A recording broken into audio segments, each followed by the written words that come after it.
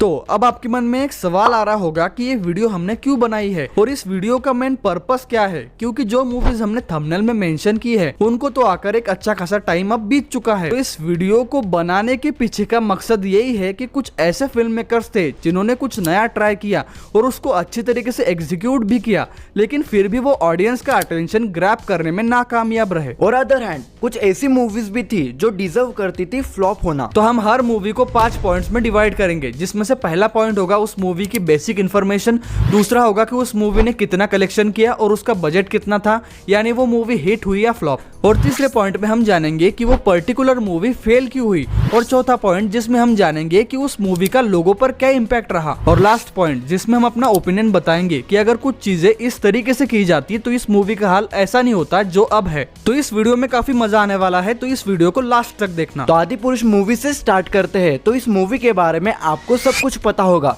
जैसे कि मूवी 16 जून को रिलीज हुई थी। ओम राउत ने इस मूवी को डायरेक्ट किया था और इस मूवी में प्रभास, कृति सेनन, सैफ अली खान और सनी सिंह मेन लीड में थे। और हाँ, सबसे बड़ी बात, इस मूवी का बजट 700 करोड़ बताया जा रहा था, लेकिन एक्चुअल में कितना है ये हमें नहीं पता, क्योंकि एक जगह 700 करोड़ दिखा रहा है तो दूसरी जगह 450 करोड़। लेकिन जो भी हो, इस मूवी ने वर्ल्ड वाइड 393 करोड़ का ग्रॉस कलेक्शन किया है, यानी वैसे देखा जाए तो ये मूवी फ्लॉप है। और लोगों पर इस मूवी का इम्पैक्ट ये हुआ कि लोगों ने इस मूवी के मीम्स बनाकर काफी मजे लिए। और दूसरी बात कि ये मूवी एक बेंचमार्क सेट कर देती है कि ऐसी मूवी रामायण पर तो बिल्कुल भी नहीं बनानी चाहिए। तो अब इस मूवी के मेकर्स ने इस मूवी में ज्यादा वीएफएक्स ना यूज करके इस मूवी को रियल लोकेशंस पर शूट करना चाहिए था, और अगर इन्हें वीएफएक्स यूज करना था जिसकी जरूरत पड़ती ही है, तो कम से कम इन्होंने अच्छी तरीके से उसे एग्जीक्यूट भी करना चाहिए था। चलो वीएफएक्स तो जाने दो, लेकिन जैसा इस मूवी का टॉपिक था उसी तरीके से इसे प्रेजेंट करना चाहिए था और उसी हिसाब से इसके डायलॉग्स लिखे जाने चाहिए थे। ओवरऑल ये सारी चीजें अगर इस मूवी में इम्प्लीमेंट की जाती तो हमारे हिसाब से ये एक अच्छी मूवी बनकर निकलती। तो अगली मूवी है तेजस, जो कि 27 अक्टूबर को रिलीज हुई थी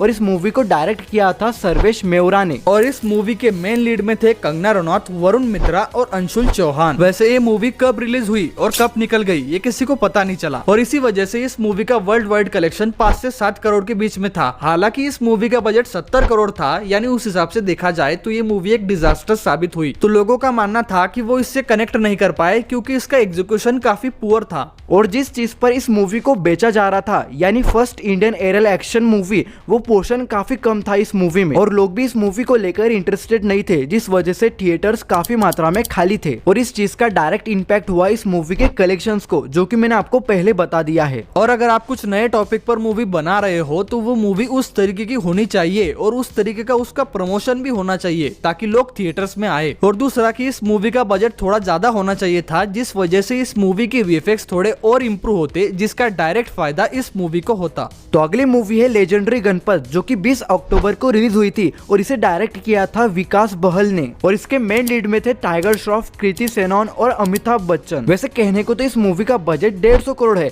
लेकिन इन्होंने इस मूवी में 150 रुपए वाला काम किया था, और इस मूवी ने कलेक्शन भी उसी हिसाब से किया, यानी 13 करोड़। यानी ये मूवी भी डिजास्टर साबित रही। वैसे इस मूवी को डिस्टोपियन फ्यूचर के नाम से मार्केट किया गया था, लेकिन सही मायने में ये एक स्पोर्ट्स ड्रामा मूवी थी, और ये लोग ये भी ढंग से नहीं कर पाए, यानी ये बनाना क्या चाहते थे ये हमें भी समझ में नहीं आया। और इस मूवी को लेकर डायरेक्टर का विजन ही क्लियर नहीं था, जिस वजह से मूवी में बिना बात के ट्विस्ट घुसा दिए थे। और इसका इम्पैक्ट लोगों से ज्यादा टाइगर श्रॉफ के करियर को हुआ, जो कि और पानी में चला गया। और लोगों की बात करूँ तो इस मूवी का लोगों पर कोई इम्पैक्ट हुआ ही नहीं, क्योंकि लोगों ने इस मूवी को देखा ही नहीं। और सोल्यूशन की बात करूँ तो जिस टॉपिक पर आप मूवी बना रहे हो तो वही बनाओ और उसे अच्छे तरीके से एग्जीक्यूट भी करो। और ऊपर से ये मूवी 2070 में सेट थी, तो उस हिसाब से इसके डायलॉग होने चाहिए थे जो कि सेंस बनाते। तो ये मूवी फ्यूचर में सेट थी, तो इसके वीएफएक्स भी उस लेवल के होने चाहिए थे, ना कि ऐसे। तो अगली मूवी है फाइटर, जो कि 25 जनवरी को रिलीज हुई थी। तो एक्चुअल में ये मूवी इस लिस्ट का हिस्सा नहीं होनी चाहिए थी, लेकिन कुछ रीजंस की वजह से ये इस लिस्ट का हिस्सा है। तो अब इस मूवी को डायरेक्ट किया था सिद्धार्थ आनंद ने, और इस मूवी के मेन लीड में थे ऋतिक रोशन, दीपिका पादुकोण और अनिल कपूर। तो इस मूवी का बजट 250 करोड़ है और इस मूवी ने वर्ल्ड वाइड 337 करोड़ का ग्रॉस कलेक्शन किया था,